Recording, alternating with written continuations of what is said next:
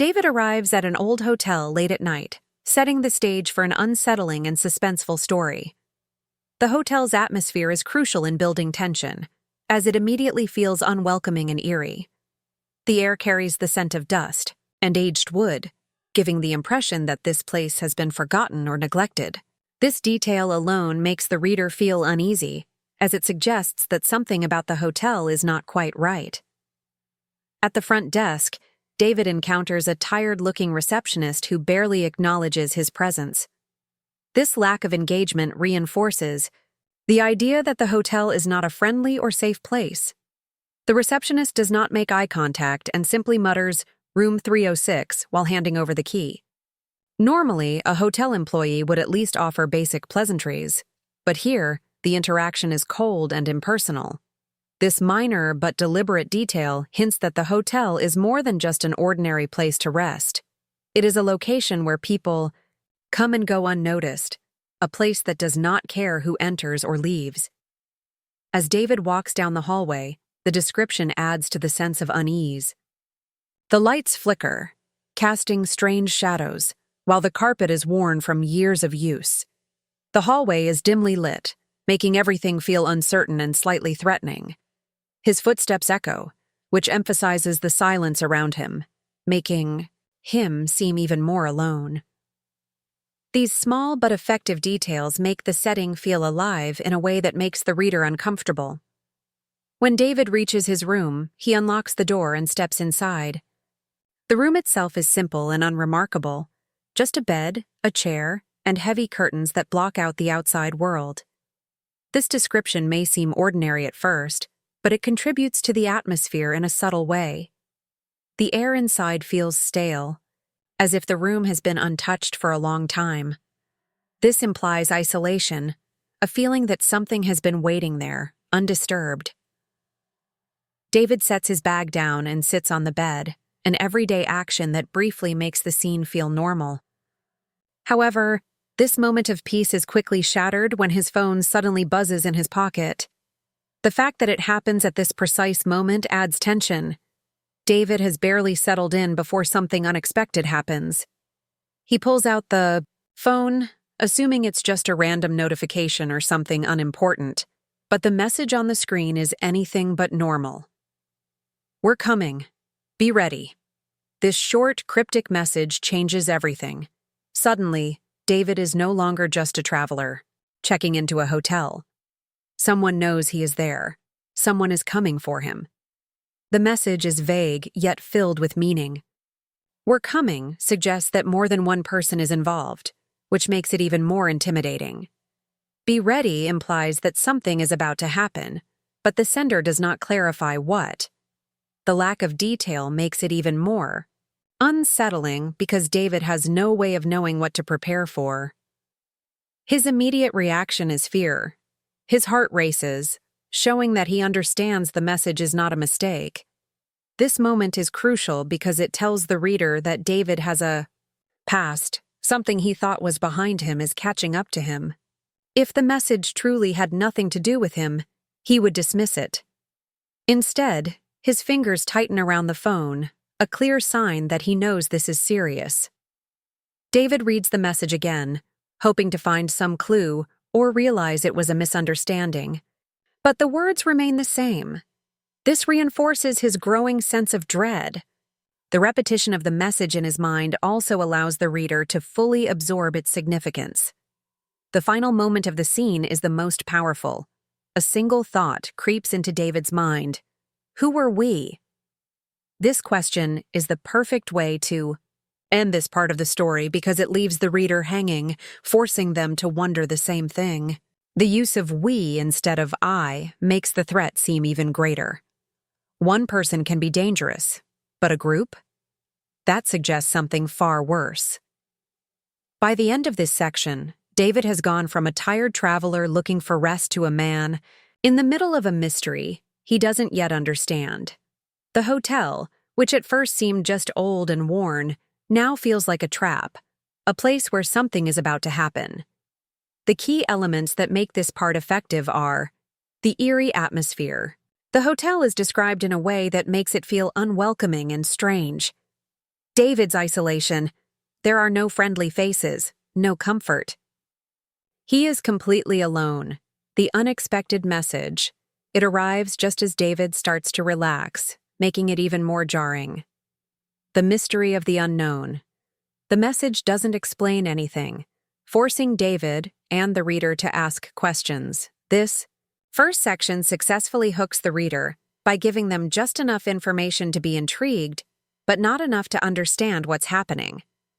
The unanswered questions drive the suspense, ensuring that the reader will continue to the next part to find out more. David sat frozen on the edge of the bed, staring at the message on his phone. "We're coming. Be ready." The words repeated in his mind, each one feeling heavier than the last. His heart pounded in his chest, his fingers tightening around the phone as if holding it tighter would somehow change what he had just read. He hadn't told anyone where he was staying. No one knew about this hotel. So how did they find him? A chill crawled up his spine. Maybe it was a wrong number. Maybe someone had made a mistake. He wanted to believe that. But deep down, he knew better. This wasn't random. This was intentional. His eyes flicked toward the hotel door. The thin wooden barrier between him and whoever had sent the message suddenly felt weak, useless. He glanced at the lock, double-checking it, as if that would make a difference. A sharp knock shattered the silence. David's breath caught in his throat. He sat completely still, listening. Had he imagined it? Another knock, louder this time. His pulse pounded. He glanced at the time on his phone. 12:04 a.m. Who would be knocking at this hour? He wasn't expecting anyone. And yet, they had said they were coming. His mind raced through his options. He could pretend he wasn't there. Maybe they would. Leave. Maybe it was just a mistake. A drunk guest knocking on the wrong door. A third knock. This time it wasn't alone. A voice followed, deep and calm. "David, open the door." His stomach twisted. They knew his name. He forced himself to breathe, gripping the edge of the bed. His hands felt clammy, his body frozen between fight and flight. Who were they? And more importantly, what did they want? His instincts screamed at him not to open the door, but they also warned him that ignoring it wouldn't make them go away. Whoever was on the other side of that door wasn't going to leave just because he wanted them to. David stood slowly, his movements careful. He crept toward the peephole and pressed his eye against it. 3 figures stood in the dimly lit hallway. A tall man in a black coat, his face shadowed under the poor lighting. Beside him, a woman in a red dress, her arms crossed, her expression unreadable. The third was an older man with gray hair, his hands clasped behind his back, standing too still, too patient. David's chest tightened. He didn't recognize any of them. The older man stepped forward. "We know you're in there, David. Open up." His voice was calm but firm, as if he wasn't asking. He was ordering. David swallowed hard. He wasn't sure what to do. If they knew his name, that meant this wasn't random. They had come here specifically for him. But why? His mind raced through possibilities. Had he done something? Had he crossed the wrong people? No. He had been careful. He had stayed out of trouble. At least, he thought he had. Then the woman in the red dress spoke. Her voice was smooth, almost amused. "We can wait all night, but I don't think you want that." David's grip tightened on the door handle. What did they want? Money? Information? Something else? The older man sighed. "Open the door, David. We need to talk." Something about his tone sent a shiver through David's spine. It wasn't a threat. It wasn't anger. It was something worse. Certainty. As if he already knew how this would end. David's breathing was shallow. He glanced at his phone, considering calling the police, but his gut told him that wouldn't solve anything. These people didn't seem like the kind to get scared off easily. A long silence stretched between them. Then the tall man in the black coat reached into his pocket. David tensed. Was he pulling out a weapon? A key? The man held up something small. A silver key. David's blood ran cold. It was a key to his room. The man smirked and inserted it into the lock. David barely had time to react before he heard the soft click of the door unlocking. They were coming in, and there was nothing he could do to stop them. The lock clicked. The soft, deliberate sound sent a shock through David's body. His breath caught in his throat as he stepped back from the door, his heart pounding so hard he could feel it in his fingertips.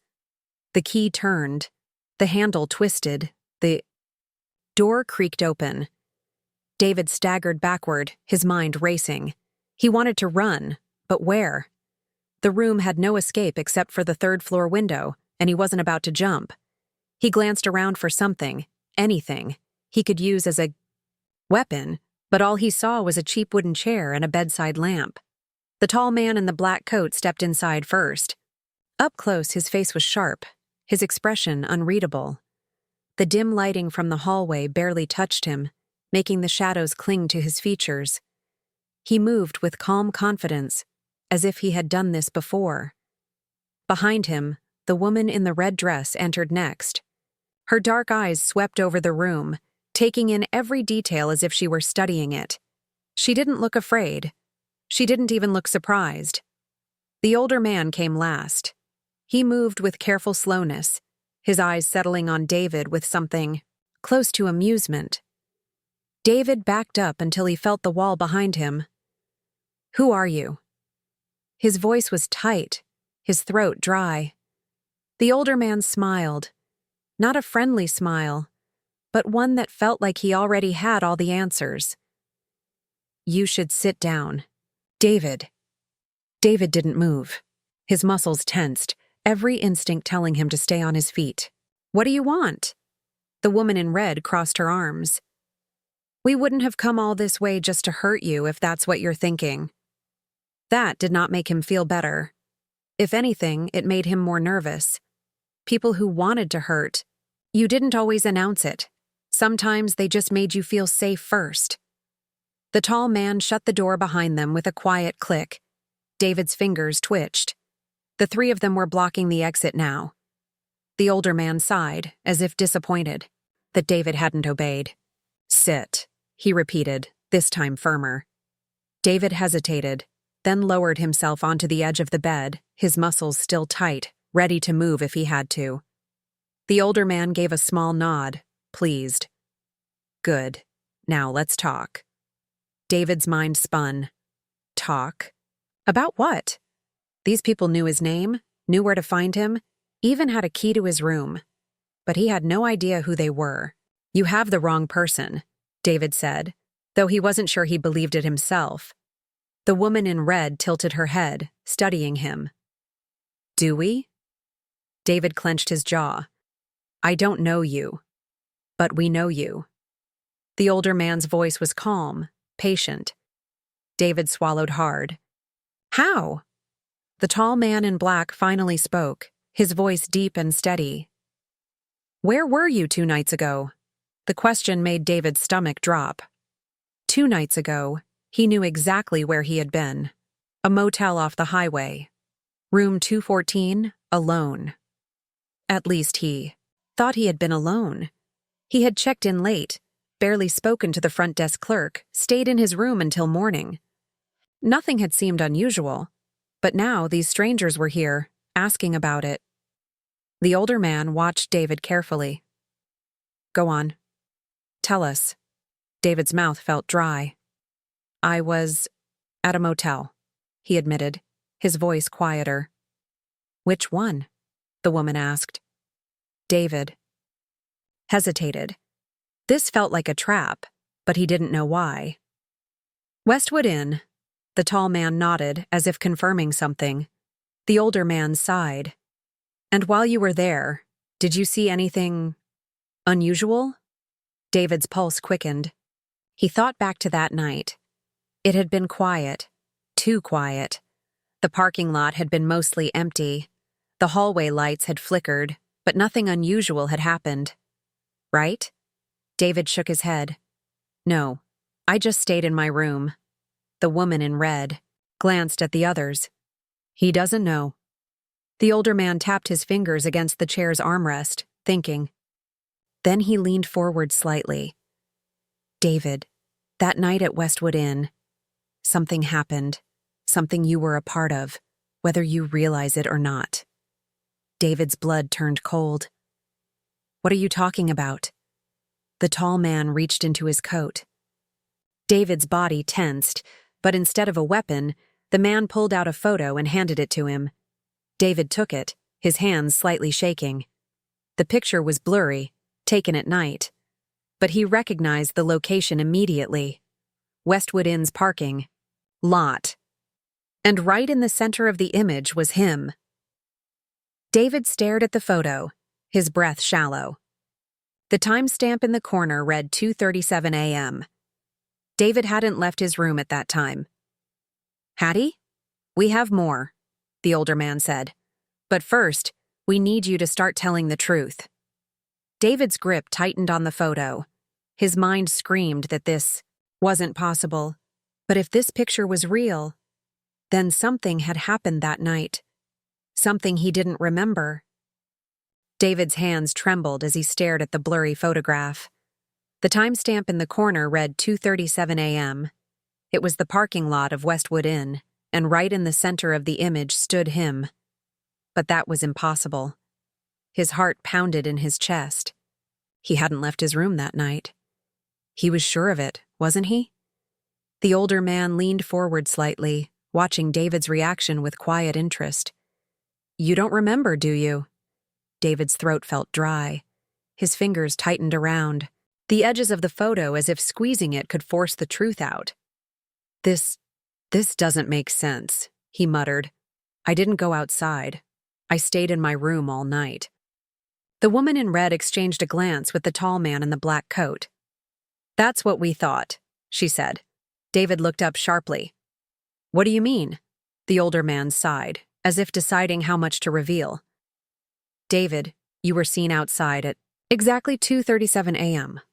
He gestured toward the photo. That's proof. You weren't just standing there. You were walking toward something. Or someone. David's stomach twisted. That's not possible. I locked my door, I went to bed, and when I woke up, it was morning. I never left. The older man tapped, his fingers against the armrest of the chair, his expression unreadable. Then explain this. He reached into his pocket and pulled out another item, a small silver key. David frowned. What is that? The tall man in black spoke for the first time. The key to room 108. David blinked. Room 108? I wasn't in room 108. I was in 214. The woman in red tilted her head. We know, but someone, you, used this key to enter room 108 at 2:39 a.m. that night. David's pulse skipped a beat. He shook his head firmly. No, that's not true. I didn't go to room 108. The older man's eyes darkened. Then how do you explain this? He tossed something else onto the bed. David hesitated before reaching for it. His stomach turned when he realized what it was. A hotel key card, and it had his fingerprints on it. His breath came faster. He could see them, the smudged prints on the smooth plastic surface. This wasn't some random key. This was evidence. His mind raced. Was this a setup? Were these people trying to frame him for something? But why would they go through all this trouble? David licked his lips. What happened in room 108? The older man studied him for a long moment before answering. Someone disappeared. David's entire body went cold. He shook his head again, more forcefully this time. No, that's not possible. I was in my room all night. I didn't leave. I didn't... The woman in red cut him off. David, someone saw you. David's mouth went dry. Who? She pulled out her phone and tapped the screen a few times. Then she turned it toward him. It was a video, a grainy black and white security camera. Recording. David watched with wide eyes as the footage played. It showed the hallway of Westwood Inn, captured from a ceiling-mounted camera. The timestamp in the corner read 2:38 a.m., and then he saw it. Himself. David stared in horror as he watched his own figure exit room 214, moving strangely, his steps slow, almost mechanical. He walked straight to room 108, stopped in front of the door, and pulled something from his pocket, a key, the same key they had just shown him. David watched himself unlock the door. He stepped inside, leaving the door slightly open behind him. And then, the video cut off. David felt his blood turn to ice. What happened next? The older man locked eyes with him. That's what we need to find out. David shook his head violently. No, this isn't real. That's not me. I don't remember any of this. I wouldn't just sleepwalk into someone's room. The tall man in black finally spoke again. Then explain why the security camera only recorded you going in. David's breath hitched. What? The woman in red leaned in slightly. There's no footage of you leaving. David's body tensed. His mind raced for answers, but nothing made sense. I don't understand, he whispered. The older man nodded, as if he expected this. Neither do we, but here's what we do know. He held up his fingers, counting. 1. You were seen entering room 108 at 2:39 a.m. 2. The person who was staying in room 108 was never seen again. David's stomach dropped. He felt dizzy, like the floor beneath him was no longer solid. Who was in the room? The older man held his gaze. A woman. Her name was Claire Lawson. She checked in that afternoon. She was supposed to check out the next morning. David swallowed hard. And? The older man leaned forward. She never did. Silence filled the room. David's mind spiraled. This wasn't happening. It wasn't possible. Because if what they were saying was true, then David hadn't just entered room 108. Something had happened inside, and he had no memory of it. David's world spun. His breath came in quick, shallow bursts as he tried to process what they had just told him. Claire Lawson, a missing woman. And somehow, he was the last person seen entering her room. David shook his head, gripping his temples, as if squeezing his own skull would force the truth to come out. No, this had to be a mistake. I didn't do anything, he whispered, his voice barely audible. The older man in the chair didn't react. The woman in red watched him closely, her arms still crossed. The tall man in black didn't move at all. Then tell us what you remember, the older man said calmly. David exhaled shakily. His mind felt like a jigsaw puzzle with half the pieces missing. He searched his memories, trying to force something, anything, to come back. I got to the motel late that night, he started, his voice uneven. Checked in, room 214. I remember locking the door. I remember turning off the lights. His eyes darted to the photo still clutched in his hands. 2:37 a.m., but after that, nothing. His fingers curled around the edges of the paper. I woke up in my bed. Morning light was coming through the window. Everything was normal. The woman in red raised an eyebrow. Normal? David swallowed. Yes. The older man leaned back, studying him.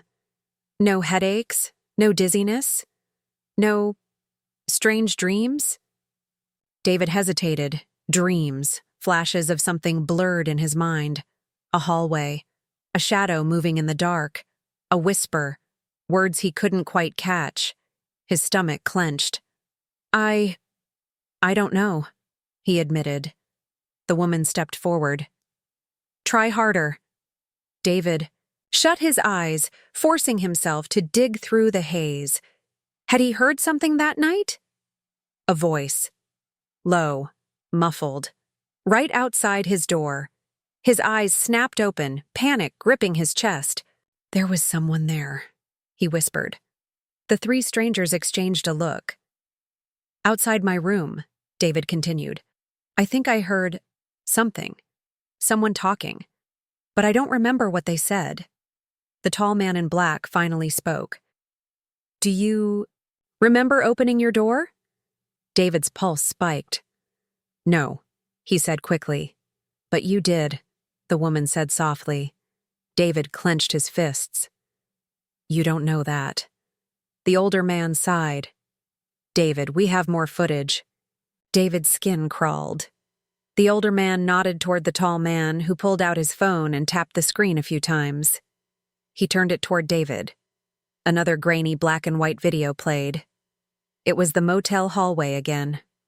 The timestamp read, 2:35 a.m. David watched in horror as the door to room 214, his room, opened slowly. His own figure appeared in the doorway. He wasn't walking normally. His movements were stiff, unnatural. His head turned slightly, as if listening for something. Then he stepped out. The David in the video didn't hesitate. He moved directly toward room 108.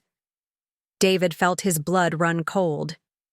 "No, that can't be me." The older man tapped the screen. "Look at your face." David didn't want to, but he did. His video self never blinked, never hesitated.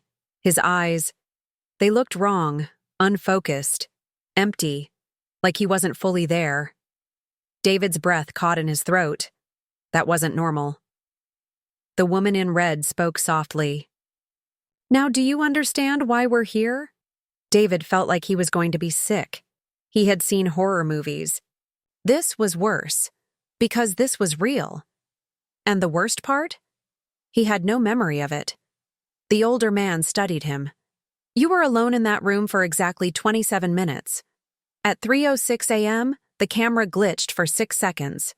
When it came back, the door to room 108 was open, and Claire Lawson was gone."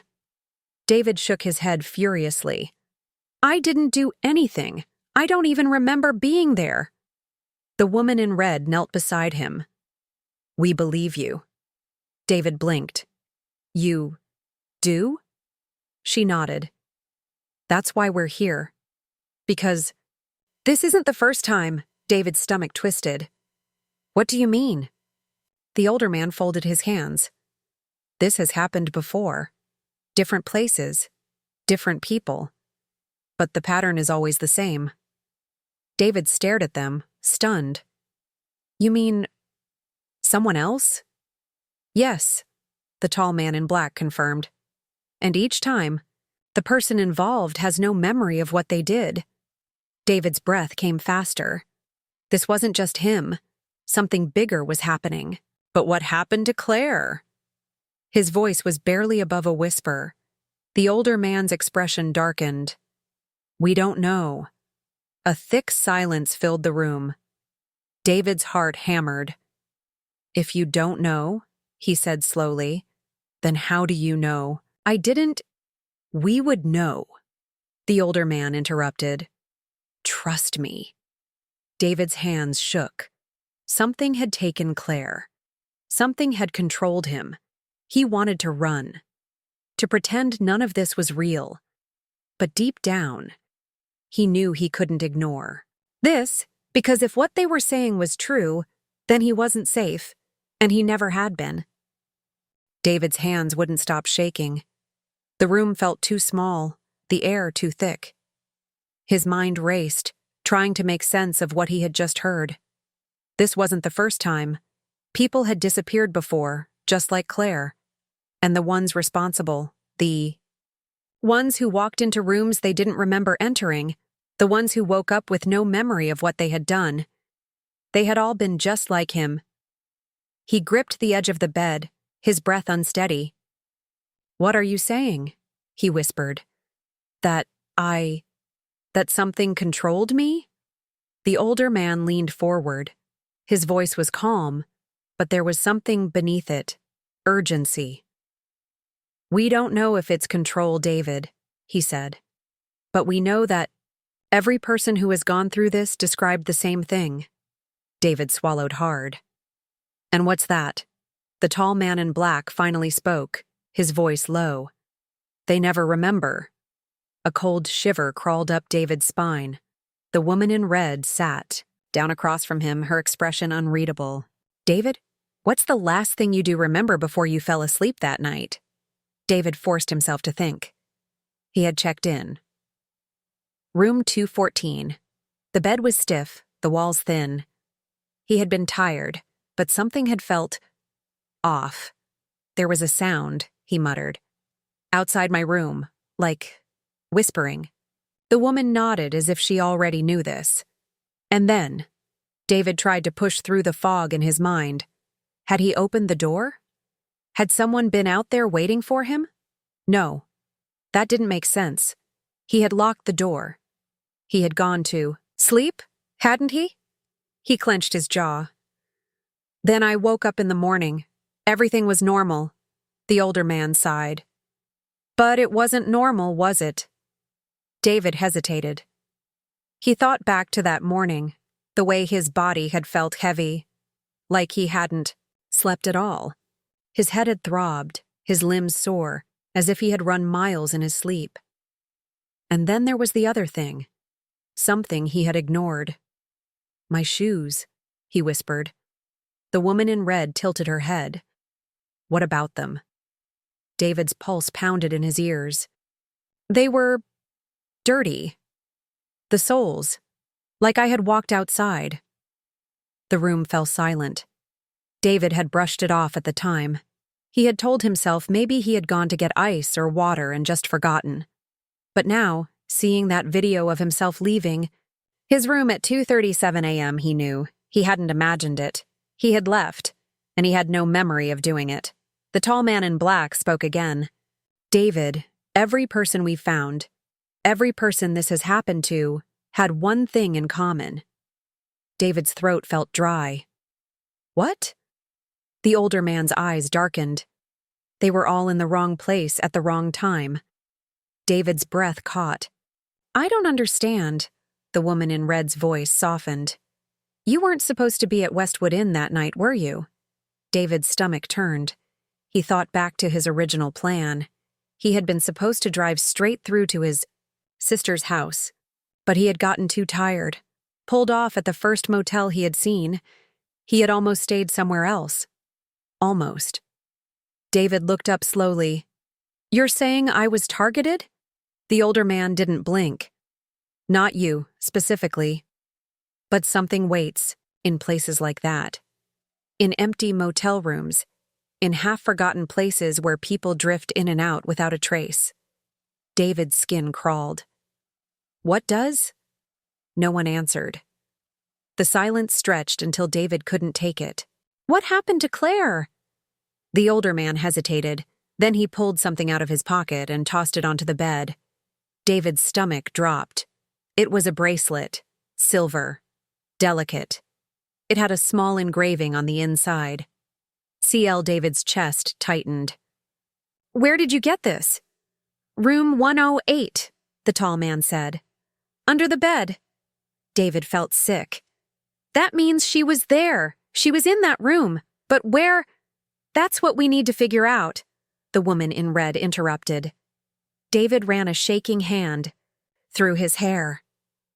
You think something took her? The older man's jaw tightened. We think something takes them all. David's pulse pounded. And you think I was, what? Possessed? Controlled? The woman in red shook her head. Not possessed, but used. David stared at her, his mouth dry. Used. The idea terrified him. Something had made him leave his room. Something had made him walk to room 108, and Claire Lawson had disappeared that night. David's hands clenched. If this has happened before, how do we stop it? The older man exhaled. That's why we're here. To make sure you don't end up like the others. David's breath hitched. The others? The woman in red nodded. The ones who couldn't remember. David felt the walls closing in. They weren't just warning him, They were trying to save him, because whatever had happened in room 108 that night, it wasn't over. David's breath came fast, shallow. The walls of the hotel room felt like they were closing in. His mind kept replaying the footage of himself, walking into room 108, disappearing inside, never remembering any of it. And now, these three strangers sat before him, telling him that this had happened before, that he wasn't the first, that he wouldn't be the last. His fingers dug into the thin motel blanket as he forced himself to focus. "You said you were here to stop this. How?" The older man leaned forward. His voice was low, calm. Too calm. "By breaking the pattern." David's throat tightened. "What pattern?" The woman in red took out a small leather notebook and flipped through its pages. "Over the past 3 years, there have been 6 cases like yours. Different towns, different motels, different people. But always the same details." She looked at him. A traveler who wasn't supposed to be there, a missing person, and a room with no explanation. David felt a cold sweat forming on his skin. "You're saying room 108 did this?" The tall man in black, who had been silent for a while, finally spoke. "Not the room itself, but something in it." David swallowed hard. "Like a person?" The older man shook his head. "No, we would have found a person. We've checked security footage, reports, witness statements. No one ever sees anything. No one ever hears anything." David's pulse pounded. "Then what is it?" The woman in red hesitated. "That's what we're still trying to understand. But what we do know is that whatever is behind this, it's getting stronger. The disappearances are happening more often. And the people involved—" She trailed off. David's stomach twisted. "What? The people involved what?" The older man's expression darkened. "They don't last long." David's breath caught. The tall man nodded. "You asked how we stop this? The first step is making sure you don't become the next one to vanish." A chill ran down David's spine. "You think I'm in danger?" The woman in red closed her notebook. "We know you are." David shook his head. "But I didn't do anything. I don't even remember going into that room." "That's exactly why you're in danger," the older man said. "Because it wasn't you that went in." The weight of his words hit David like a hammer. It wasn't him, but it was his body, his face on that security footage, his hand opening the door. David gritted his teeth. "So what do we do?" The older man stood up. "First, we go back." David stiffened. "Back where?" The woman in red's gaze was steady. "Room 108. A heavy silence filled the air. David's pulse quickened. "You want me to go back in there? Are you insane?" The tall man shrugged. "You were already in there once. It won't be your first time." David hated the way he said it. The older man reached into his coat pocket and pulled out something small, silver and cold. He placed it in David's palm. A key. Room 108. David felt like he was suffocating. "I don't want to go back in there." "You don't have a choice," the older man said. "If you don't, this won't stop. It'll follow you. And next time, you might not wake up in your own bed." David clenched his fists.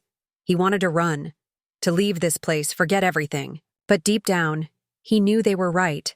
Something had taken Claire Lawson, and it had used him to do it.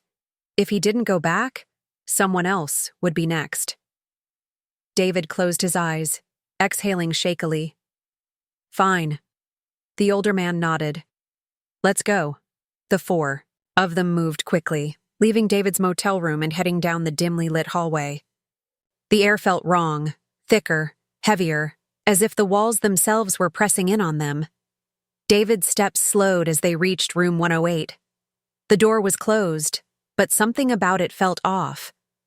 He swallowed hard. The key in his palm felt ice cold.